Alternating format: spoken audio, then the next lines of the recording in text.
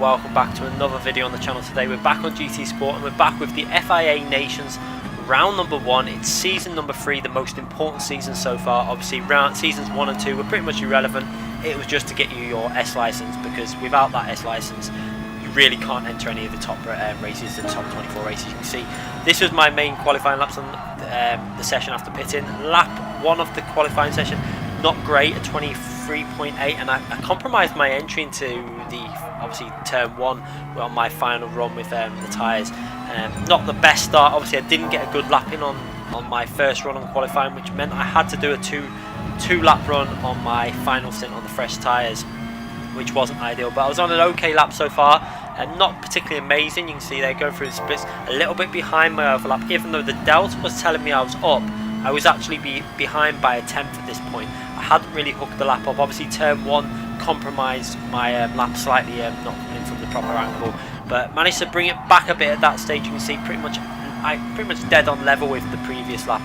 It was annoying me that the delta was wrong on there, but obviously I had the delta on at the bottom of the screen to show me the actual comparison to the previous lap. But going through this corner, didn't really hook this corner up. You can see I had to back off a little bit there, couldn't carry as much speed as I would like, and then this corner here, I didn't hook it up. I ran wide. You're going to see I run wide there and lose a bit of momentum on that straight. Not too much, but maybe a tenth down on what I should have been.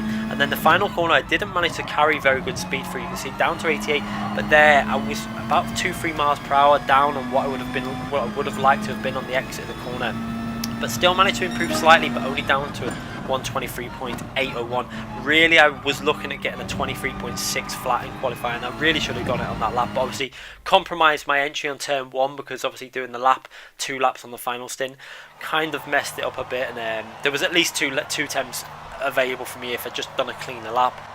As we'll go through the grid now and have a look at the times just to show you just how close this was. You see P1 starting on a 23.4. So less than 4 attempts between myself and him. I really should have been, I feel like I should have been a 23.5 to 6 really. You see Favaris nearly on a 23.6, just under that. And P3 on a 23.613. So without the little errors and obviously that turn 1, I think I would have been around P3. But it just shows you the importance of qualifying and hooking your lap up and getting your strategy right. Obviously I compromised my qualifying by not hitting a good first lap. That's important. You need to get a good solid first lap in. So then you can then maybe go for a better lap on lap 2 and then pit with the fresh tyres and go for a really fast lap when your fuel's at its lightest with fresh tyres. That was a way to probably do it in this qualifying, and it's something I'm going to work on, I think, now, because these FIA races, I think it's less about race practice and more about qualifying, because race practice comes anyway with them. We all know these tracks, we all drive them so many times now in the game. I think that now qualifying, just look how close this has been, all the way up to P12, still in the 1 minute 23s. You know, P12 is less than just over 3 tenths off of P3. So a massive place difference, but such a short amount of time in terms of lap time. You know, 3 tenths is made up so easy on this track by just hooking up one corner, particularly turn 3. I found that corner could literally make or break your lap by up to 2 tenths. It really does make a big difference. So it really does show you the importance of getting these laps together. So qualifying is going to be my aim, I think, of just really practicing qualifying and working on my tactics for qualifying to get up that grid a little bit higher, because I knew I had the potential to be at least P2 or 3 in this qualifying session, but didn't make it happen, and starting P8. I'm sure there was plenty of other drivers in this race also who had the potential to be up there. It's just that you need to hook it up on that moment, and I didn't do it. So starting down in P8 was a little bit disappointed, but this was going to be a really tough race starting from P8. I'm going to keep all the action on board just to show you how compact and how close this race was really. It really does show you, and obviously I want to show you how much short shifting I was doing, because you kind of get forced into a strategy when you're in these races and you're starting in P8, because you can't go aggressive. If I go aggressive on my fuel, you know, I might overtake one driver, but then I've got another 6 ahead of me that are short shifting. So you see behind me there, Thomas nearly lost it on that curb, so close to pretty much wrecking his race on lap 1, but just about saved it and kept going. But now I was just straight away into the mentality of short shifting. Just short shift as much as possible, stay behind these drivers, and then just see what happens at the pit stop, whether to pit 1 lap early or stay out and, you know, go to lap 9 or even stay out to lap 10. It's just they were the 2 strategies. The lap 10 option was pretty much not the idea that, not the strategy that I wanted to go on. I would have rather have, I think the best way to do it would probably have been lap 8 or 9. It just depends on the race as you come to it. As you see, a lot of evolutions in front of me. I was quite surprised that no one changed their livery. They were all using the standard livery. We've had this FIA season lined up for a while now. I thought a lot of people would just at least get a livery sorted. I've got my livery done by a subscriber. I really like it. I've got it on a few different cars now, so he's done an amazing job for a lot of people on the game. He's done, I think, TRL, a lot of the TRL drivers, a lot of other drivers. He's been creating liveries for them. So thanks to him, and I'm really grateful to that. As you can see now, P8 and just short shifting. You can see how much short shifting we're doing. We are just changing gear. I think we're all doing the same thing. You notice that I'm not doing it with the fuel mixture. I really wasn't. I went for the idea that I didn't want to overcomplicate things. I wanted, first race of the season, I just wanted to keep everything as simple as possible. And I kind of find that if you go onto the fuel mixture and start going through like mixture 2 and 3 on the corners, yeah, it can save you more fuel, but you kind of have to rev them gears a little bit higher then. And the fuel difference between just leaving it in mixture 1 and short shifting it kind of neglects it. It just doesn't really make much difference. So I went for the simplified way of doing my fuel saving. Just leave it in one mixture, do a lot of short shifting. Like here I was changing up to 5th gear quite early there, just to stop it revving out in 4th gear, and it was working out quite well for me. It was giving me reasonably okay exit speed. You can see everyone just trying to keep it quite smooth. No one's really trying to make any moves on anyone, because no one really, this track at Brands Hatch is a hard track to overtake. You really have to get really close to someone, and then even then, if they go defensive, it's one of the hard, I would say it's pretty much the hardest track on the game to actually get an overtake done if the driver's defending well in front of you. As you can see, so close up in front of me. You got P7 there putting some pressure on Tidgney obviously in P6 there, doing a good job so far. Obviously on the same strategy as myself, doing a lot of short shifting, not really trying to drive aggressive. It really does show you, because in the practice race I was doing before this race, I think I was on with TRL Manuel Ruddy, or I don't know if I say that right, but his pace was really good. I have to say that his pace was probably the best I'd seen and practiced against. However, I was managing in race pace at 23.6 behind him. I did a 23.6, and it does show you that when you're driving a bit more aggressively, it's easier to get into that rhythm, and that's one thing I would have rather this race to have been a bit more aggressive. But I can understand 100% why drivers don't do it, because if you're stuck in there now in this battle going on up front, you drive aggressively and you don't get past any of the cars, you burn your fuel up, you come to the pit stop phase and you get jumped by such a big margin because of the way they do their fuel system on this game. So that's why you'll find a lot of people just playing it safe, like Thomas behind me, doing very similar thing to myself, just not really worrying about driving aggressively, just keeping it smooth, keeping the car on the track. He was probably trying to look after his tyres as well. Thomas behind, he chose the Subaru, which did kill its front left. It pretty much had no front left tyre left after a full 9-lap stint. So I was surprised that he carried on using that car, because Evo for me was a better option. The tyre wear was better. The fuel consumption was probably just as good, if not better, than the Subaru. So that's why I went the Evolution, and I really like the Evolution on the new tyre model. It feels so nice to drive, and that's why you'll see a lot of people in this race using it as well. Some people in the Porsche as well. The Porsche was actually very nice as well. I just preferred the gearing ratios for this car, for this track. I found that you could just go with that little gear higher than you can in the Porsche. Like for this corner down to 3rd gear, whereas in the Porsche you kind of have to take that in 2nd gear. So it was a little bit smoother to drive, I found, Evo, and a bit more consistent for me. But at this stage, just doing a lot of short shifting and just having to be very careful in this corner that you don't run for too far wide. Now, since they've added this the tyre marbles in on that affect the grip, you really can't feel it, and you have to be so careful running wide out of these corners, because, for example, this corner, running wide out of this corner with all them tyre marbles on the left there, you pick them up and you can feel the difference it makes. It loses you a lot of grip and the car understeers. So a bit of advice is try and keep it on the racing line as much as possible, and that's why I think a lot of people were a little bit hesitant at doing moves sometimes, because it does affect your grip and it can really slide you off the track and stuff. So you have to be very careful where you do your overtakes.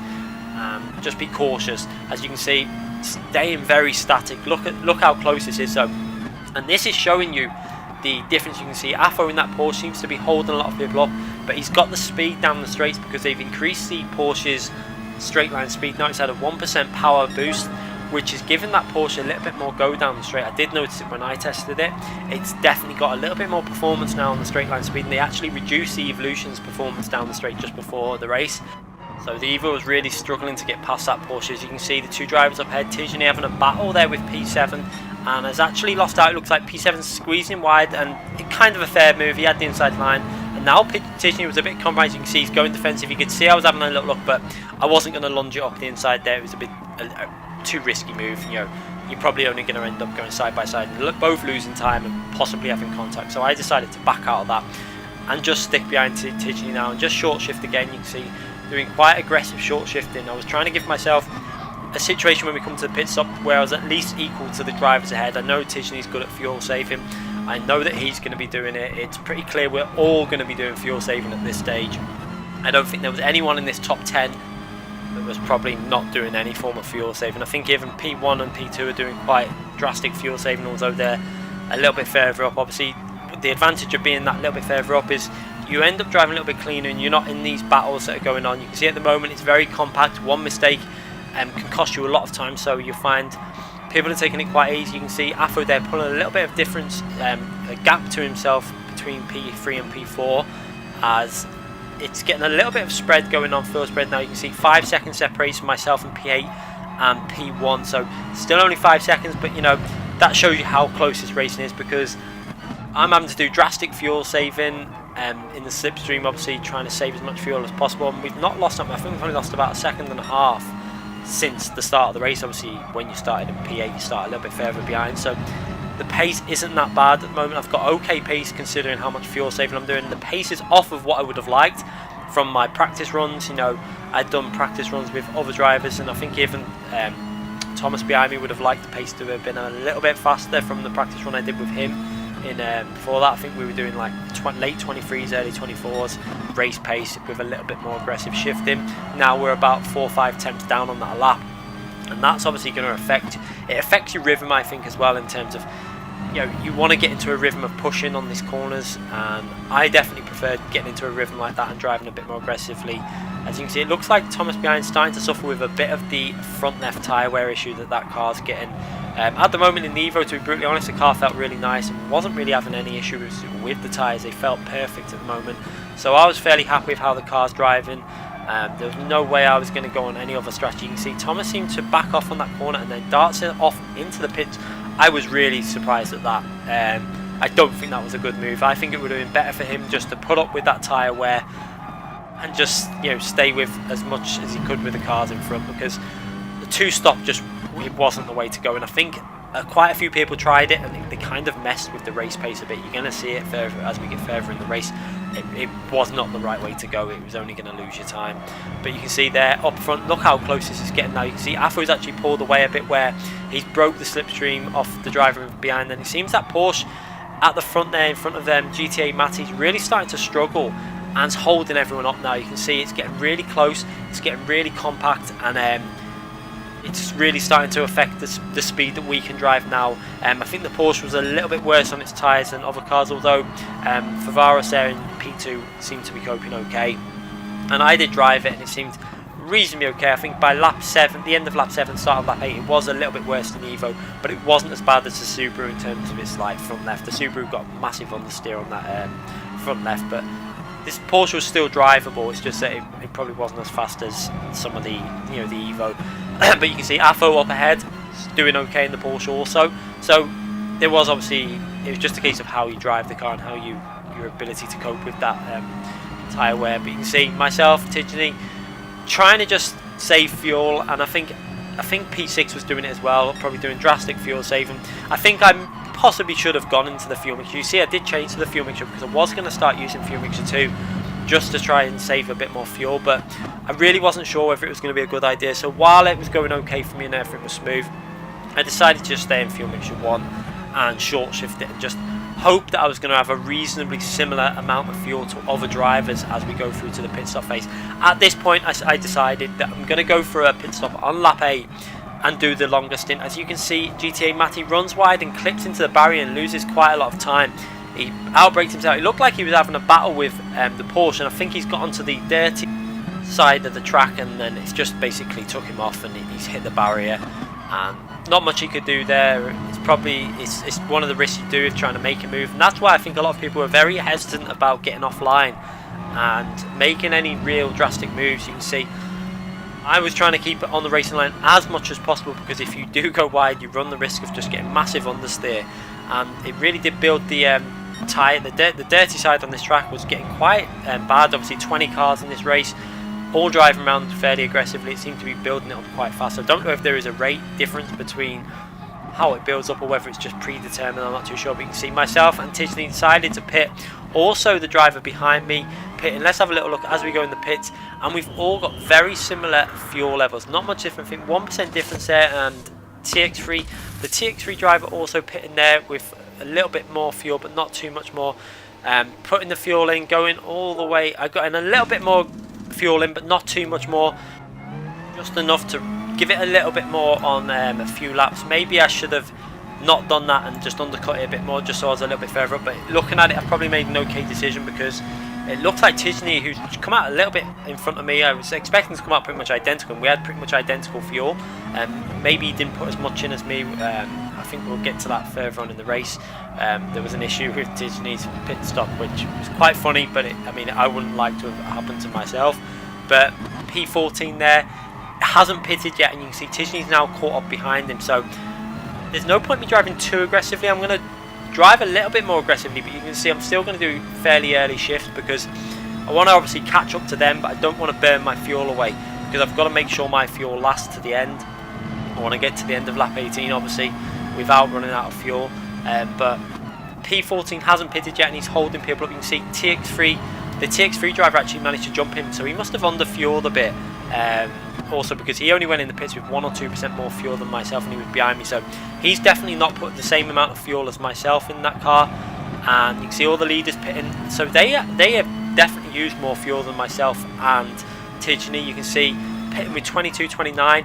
We went in with 30, I think it was 38 and 39, and that's about similar to some of them, but 22 is definitely more fuel than what we had used.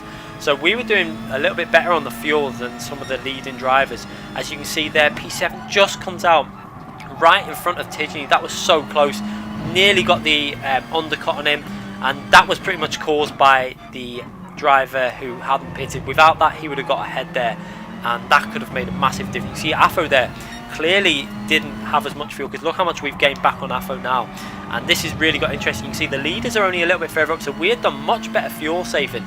You can see only 5 seconds behind the leader now at this stage, so I pick up a penalty for running a little bit wide out of that corner. I was really frustrated with myself there. I really didn't want to do that, but obviously I was trying to get a little bit more aggressive now, because I can see that this race is getting a little bit closer. However, some people were on different strategies in this race and kind of messed this race up a bit. It was a bit annoying. They were going for a different strategy, obviously going for a 2-stop strategy, which I don't think it was the right way to go, and it kind of interfered with everyone's race paces. You can see a car going sideways through that corner. There's been a massive issue there. It looks like he hadn't pitted yet. He was one of the drivers who hadn't pitted, was staying out to do a longer stint by the looks of it, and he's paid the price. So we're back up to where we should be in this race in P8. I think there's a couple of other drivers that also haven't pitted yet at this stage, because they're going to have to pit again, because I think Thomas was in front of us at this stage, so he's still got to pit again, because he pitted on lap 6. There was no way that Subaru was going to get that amount of laps done, like 12 laps done with the fuel tyre wear, on that car, and also with the fuel. He would have been struggling probably, because I think you would have had done drastic fuel saving to get that car to the end on that stage. But you can see, look how close this is now between P5 and myself. So Afo in P5 and myself really close together. TX3 seems to have got ahead of that pool, so there's obviously been something that's happened there that's allowed him, whether he's going more aggressive with his driving. It looks like he might be going quite aggressive there, TX3, and pushing a little bit harder than some of the other drivers in this race. There was unless he drove too fast for his fuel, but something happens a little bit further on, which really did baffle me with the strategies. I was so confused with the strategies that people were running this race, which we'll see in a minute. You can see Tidgney putting a lot of pressure on now on P6 and driving quite aggressively. I didn't want to drive too aggressively, because I was trying to think of my fuel at this stage. I was thinking, if I burn my fuel up now, I could see already 7.3 laps of fuel left, and I've got just over 7 laps to go. and I'm thinking if I drive aggressively, there's no way I'm getting to the end of this race, because fuel was becoming a bit of an issue. You can see straight away, you know, everyone's trying to pick that pace up. Maybe I should have I think what I should have done at the pit stop was carried on putting the fuel in for a little bit longer, because there was no one really behind me, and I came out the pits ahead of anyone. That you can see the gap behind me, I had plenty of time to put a little bit more fuel in, and maybe that's one thing I should have done, but it's just ifs and buts, and it's so hard to judge. You know, you're trying to do the best thing for your race. You can see Thomas now holding everyone up with his worn tyres, and obviously struggling big time. This is what I was saying, I just did not understand the two-stop strategy. It wasn't going to work. I'm surprised, because I did a practice race with him, and he still had okay pace with the one-stop strategy. It was such a strange thing. You see, getting so close now. I give Thomas a little nudge there to try and bump him up a bit, because I had the run on the inside of Tidgney. I'm going to go down that right side. I'm picking up the slipstream. I'm pretty much side by side there now into the turn, and Tidgney just turns in. I don't think he realises that he hadn't given me enough space.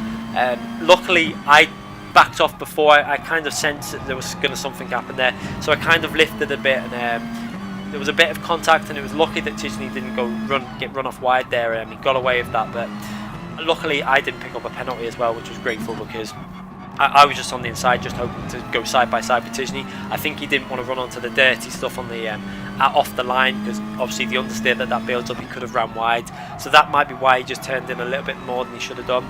But you can see there, Thomas pitting again. I just really couldn't work that strategy out, because I feel like it was compromising his race. I mean, obviously he pitted that early, had to pit again after pitting so early, but for me, I think he made the mistake in going on the two-stop strategy, because I think he had the pace definitely to be up there with the top 8 drivers.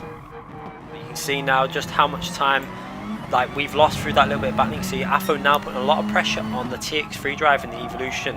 I was really confused by this, because that TX3 driver he pitted at the same time as myself and Tidgney. Possibly he's underfueled and then gone aggressive to try and gain some places, and then realised that his fuel was in a compromised situation. I'm not too sure, because for some reason he's just starting to drop off pace now and lose a lot of pace, whereas we're obviously able to drive a little bit more aggressively, because we've probably got the right amount of fuel in our car.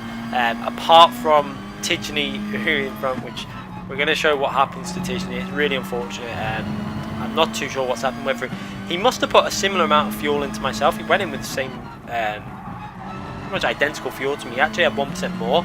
I overfueled a bit and came out a bit behind him. So whether he stopped it dead on the diamond and then just been driving a bit more aggressively and not realised the fuel has been going down so much, because he definitely seemed to be pushing a little bit harder on the straights. I could tell his car it looked more aggressive down the straights. I'm trying to still short shift, not over revving this car, because as soon as you let the car rev, once it hits there around this point down the rev, if you over rev it, it really does start using the fuel up. So I'm just trying to keep it smooth. I've got P8 now right behind me. I think he's obviously lost out in the pit stop phase somehow.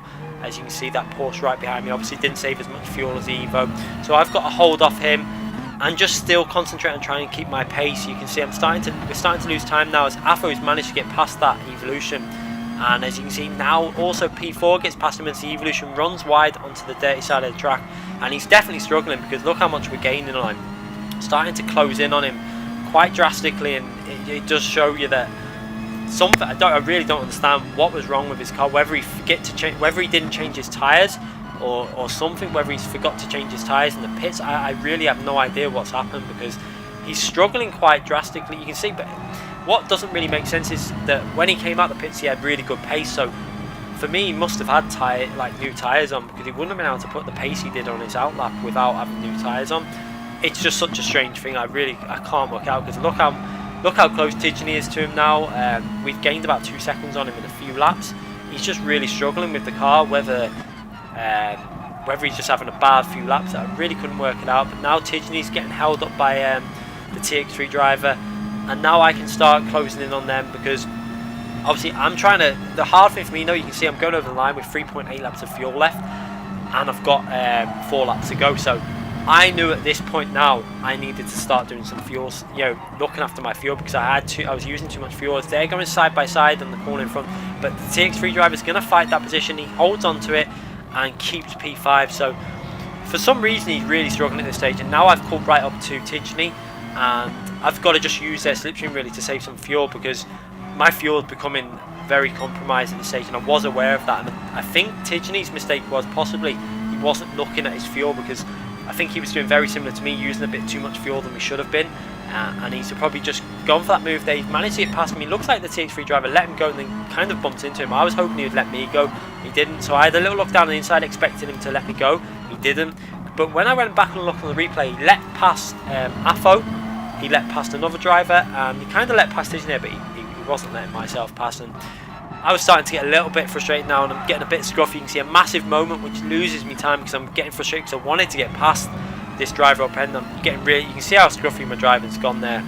I've lost quite a big amount of time. Just look how much further up the track now Tidgeney is. He's a good 1.5 seconds up the track, and it's affecting my race now. I'm in P7 still though, so it's not all that's lost. First race of the season is just about picking up solid points really. I did want to get a good result from this, if I'm brutally honest, because I knew my pace had the potential. And again, the TX3 driver struggling through the first turn, doesn't seem to have the grip. I really wanted to start having a look. I had a little look on the inside, and I felt like I got a little bump then from his P8. I don't know if there was a little bit of contact. It kind of messed me up again, so I lost out on the bit of time to P6. We've obviously not been able to take that corner as well as I would have liked.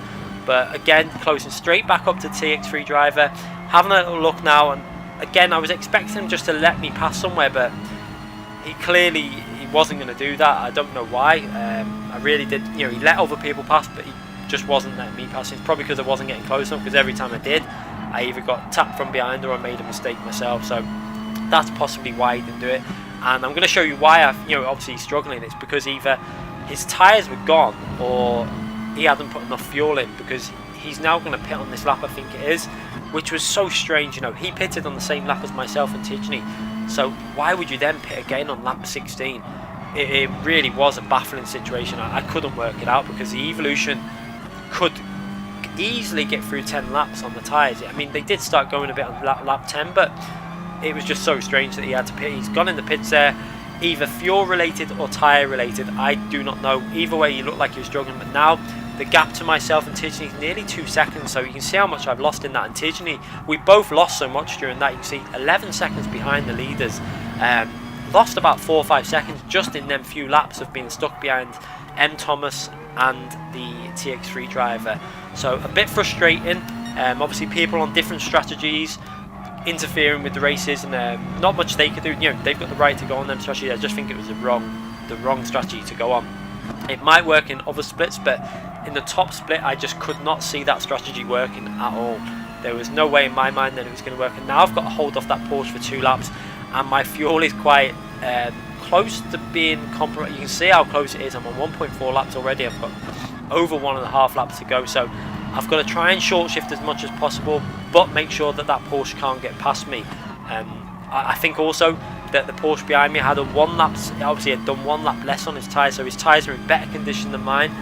You can see managing to hold the gap to Tidgeney down to around 2 seconds. I think Tidgeney now at this point had thought this was the final lap, because you're going to see something in a minute. He actually runs out of fuel as he goes over the finish line. I checked on the replay, he ran out of fuel dead on the finishing line. He thought this was the final lap, so he had obviously been judging his fuel to this being the final lap, and that's why he's had a lot. That's why I think he was pushing down the straights a little bit harder, because he's obviously thought he had the fuel to do it. Have a little look now. He's run out of fuel and he just goes off to the left because he's realised, and not much he can do. He's got no fuel. I checked on the replay, 100% run out of fuel, and it was a bit of a mess up by himself, and I'm sure he was really annoyed at himself for that, because I think with putting the amount of, or driving with the correct amount of fuel, I think myself and him would have been pretty much identical at this point. But now I've got a big gap in front of me, but my tyres, they're pretty much shot now at this point. We're on lap 18, so lap 10 on these tyres. I've got a few cars behind me, I've just got to hold them off. Annoyingly, I've got that ½ second penalty to get rid of, where I ran fractionally wide out of the corner. It wasn't really anything gained, it was just I ran a little bit wide. I'm going to have to go defensive now in this final lap, and I'm going to defend this position as hard as I can. You can see he's going to try and go around the outside. I'm just going to hold it inside, give him space. You can see I'd take quite slow speed through there, still giving him space on that left hand side, but he's on the outside there, and there's no way you're getting past on that left hand side. I'm always going to run wide there, and he ends up running a little bit wide himself, and I keep that position. I had a little look back just to make sure he didn't run off the track, but luckily he didn't. Still in the position of I think it is P5 now at this stage. So if I can get rid of this penalty at the finishing line and get over the finish line, which I should be able to do because it only takes about 2-3 attempts, not even that, to get rid of a penalty on this game. It is so quick at getting rid of penalties under, around half a second mark. But unfortunately, look at the fuel. I wasn't paying attention to my fuel because of the race.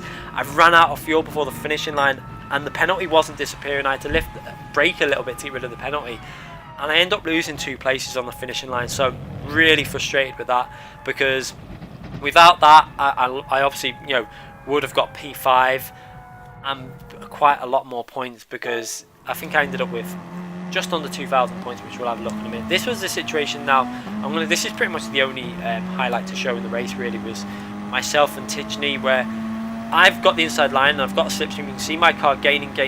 Now in the braking zone, I'm on the inside. I braked really, and look how close I stayed to the right side. I stayed as close to the right to give as much space as possible, but he just turned in a little bit too much and just clipped my car. It wasn't on purpose. It was just, I think he just couldn't really run the risk of running too far wide. But just under 2,000 points. Frustrating that I would have got, I think it was 2,250 without running out of fuel, because I feel like I would have got rid of that penalty on the finishing line. But not a bad start to the FIA Nations. Could have been better, but I'll take that. It's just about getting solid points on these early races. Trying not to get any bad results, because bad results are going to affect you in the long run for picking up the top 24 races when they become relevant. Because some of these, I'm really confused how they're doing this top 24 races, because the first one is not based on your points, it's based on your driver rating, and then the second one's based on your points. So it's going to be confusing. There's going to be a situation where, as well, it might not always be the best plan to go in the top 24 race, because it's only 1.2 point. It's 1.2 times points. So if you got 1,000 points, you're going to get 1,200 points, which it's going to be a situation where you're going to have to weigh up, because that top 24 race is going to be all the top 24 drivers. Now, the chances of getting in the top 7 places is going to be a lot harder than if you just race the 9 or 10 o'clock race. But the points difference isn't that drastic, so you could quite easily pick up 2,600, 2,500 points in a 9, 10 o'clock race, but go in the top 24 race, you could come 10th and only pick up 1,600, 1,800 points. It's going to be a really it's going to be a hard one to pick what you're doing. It's going to be very much dependent on what car, the car on track for manufacturers, and whether the combination's a good combination for you in the nations. That's what you're going to have to weigh up, because it might not always be the best idea to go in that top 24 race. Now, I kind of wish they hadn't done 2 24 races that close together. I think it's a bit weird. I think they didn't really need to have a mid-season top 24 race. They should have let everyone battle it out fairly, and then just have one points-based one at the end. I think they've tried to get as much content out of this season as possible for obviously their highlights video, which is fair enough.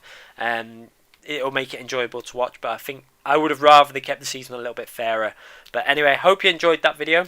I'm going to be back tomorrow with the FIA Manufacturers Series, driving the SLS Group 4 car. Really happy with that race, so hope you check that video out tomorrow. I'll be uploading that tomorrow, and I'm going to try and edit the camera views a bit more of that race. It was a little bit more entertaining, the race, some moves in that race, some battling, and a really enjoyable race, so make sure you check that one out. Thanks again for watching this video. Make sure you give it a thumbs up if you've enjoyed it. Also, make sure you subscribe if you haven't already subscribed, and click that notification button so you don't miss any future videos. I do try and upload every day, although yesterday was one of the first days I've not uploaded in a while, purely because I wanted to get some practice in for this FIA. So hopefully you understand that, and I'll be back tomorrow with another video. Thanks again for watching, everyone.